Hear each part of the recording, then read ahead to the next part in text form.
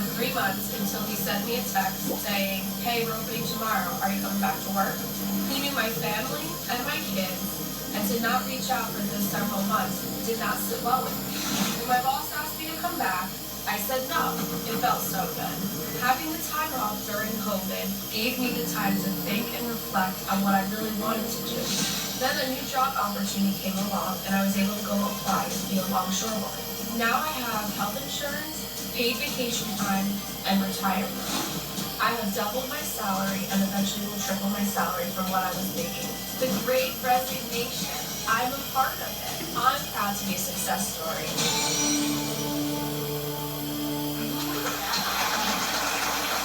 Well, Jessica, welcome. Thank you for having me. You never would have thought that would be a career for you, right? No, never. Never. 25% of the industry is women. You said during this pandemic you reflected and decided to go for it. What was it that triggered you to do it? This opportunity came from my brother-in-law. Oh, okay. He worked down there. Yeah, so somebody brought it and made you start thinking about it. Yeah. So you've doubled, and you say you can wind up tripling, and this is what you've done, and you've gone from what you start at, $31,000, and then you've gotten up to so over $300,000 when you count in bonuses, but we'll just make it easy and say $225. and you talked about how to quit and negotiate an even better salary, and you have some points about that. You said, don't quit your job just for a bigger paycheck. What do you mean? Absolutely. I mean, I think you have to think about the long game here. Do you have good career prospects? Is there a way for you to move up here? You said, never be the first to give a number. Because it may be way under their budget, and if they seem really excited about what you've given, then you could have just shot yourself in the foot by giving a number that was, too low. And you say practice negotiation skills when the stakes are low. Absolutely. Get some practice, right? Absolutely. You say the first offer isn't always the final offer. Usually it's not. It's not even the written offer that you may get after a verbal offer is the final offer. I have sent offers back and said, you know what, I thought about it. That signing bonus is nice, but I'm not really feeling as excited about that as I am about the role itself. So can you go up even more? And I have had offers returned to me and increased. And you say negotiate by phone instead of email. Because all of us feel a little awkward talking about money, if we're honest, okay? And you're giving the person on the other end of the phone, you're putting that pressure on to give you an answer then, and they're not going to be as likely to write off your request as if it's in an email. I encourage women all over the place. I got a former colleague of mine a $3,000 cash sign-on bonus that she didn't even know she could ask for. I've seen a 454% increase in employers that are actually offering signing bonuses these days. And you say don't go this alone. Gut check your offer with trusted mentors. Is this offer, competitive? Could you ask for more? Or even if they can tell you, that's a really juicy offer, you should take it. That feels great. Yeah. And I've got one that I really believe in strongly, and that is I don't ever talk to anybody that can't say yes. Because if you make a great presentation to somebody that then has to take that and make it to somebody else, you've diluted yourself. We're going to add a store worker that says these millions of people who are part of the Great Resignation have forgotten one thing. The people like her who stayed at work to pick up the slack, and she's not happy about it. She's going to talk about it.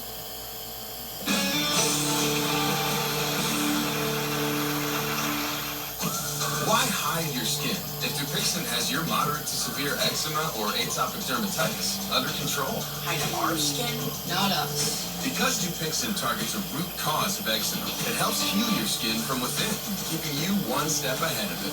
And for kids ages 6 and up, that means clearer skin and noticeably less itch. Hide my skin, not me. By helping you control eczema with Dupixent, you can change how their skin looks and feels. And that's the kind of change you notice. Hide my skin, not me. Don't use if you're allergic to Dupixent. Serious allergic reactions can occur, including anaphylaxis, which is severe. Tell your doctor about new or worsening eye problems, such as eye pain or vision changes, or a parasitic infection. If you take asthma medicines, don't change or stop them without talking to your doctor. When you help heal your skin from within, you can show more with less eczema. Talk to your child's eczema specialist about Dupixent, a breakthrough eczema treatment. Hi, I'm Dara Montgomery. Remarkable women are everywhere.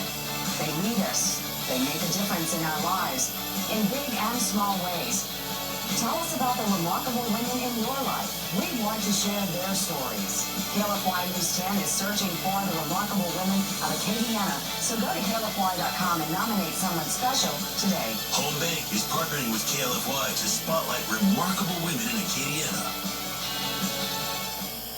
Congratulations to Bob Giles, the Louisiana Automobile Dealers Association Dealer of the Year, for his outstanding community support for many causes and business practices. Well done, Bob. Genexa is the first clean medicine company. When I'm sick, I don't want some wimpy medicine. Well, we're vegan with gluten allergies. Is Genexa right for me? Yes, look for Genexa, the first clean medicine company. What do you do when you're injured in a car wreck? Come on, Lafayette. Everybody knows what to do. You call Mars Parts. When you're injured in a car wreck, you make that one call. Injured in a car wreck? Everybody knows. One call, that's all. Shop and be merry because the 12 Days of Christmas is back at Shoe Station.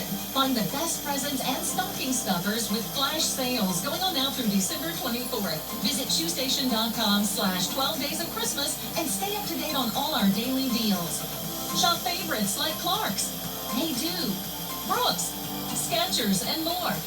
Ask your cashier about Shoe Station Select and earn points with every purchase. Shop the best gifts at the best prices at Shoe Station.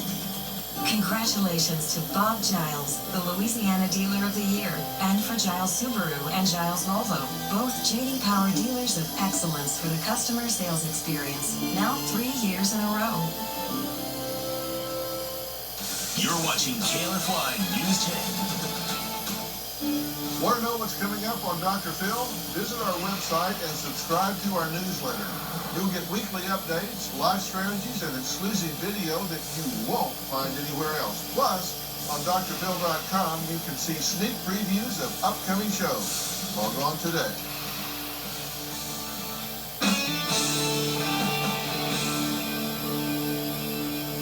Well, we're back and we're talking about the Great Resignation.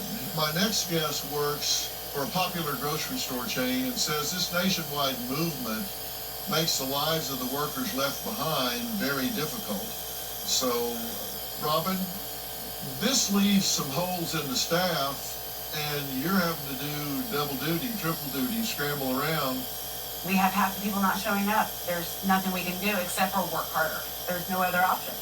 Dr. Neely, employers clearly have to make the switch and recognize that people are looking for other aspects like flexibility, purpose, being able to work remote, etc.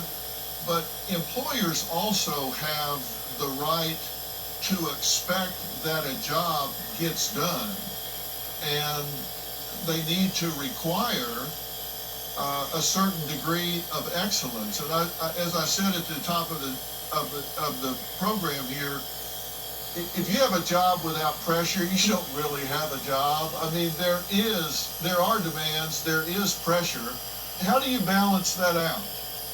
Employers absolutely have to set expectations on the types of performance and excellence that they require in order to provide products and services to their customers and other stakeholders. There's no doubt about that. And so to be a good employee is really important. At the same time, and these patterns that we're seeing, the Great Resignation is really also about the Great Recognition that our work arrangements have always been suboptimal, not quite great. We strained in order to make the 9 to 5. We commuted in these very stressful ways. We had all of these expenses in order to work. So, and benefits and perks and the lack of flexibility that didn't enable us to have the type of work and non-work lives that we want, like coming home and having dinner with our children. All of those things is what the big reckoning is about. So they should set expectations, there's no doubt about it, but they must listen to employees and try to accommodate the flexibility that people are hungering for, particularly since we know that if you give people the flexibility, they actually perform better and they'll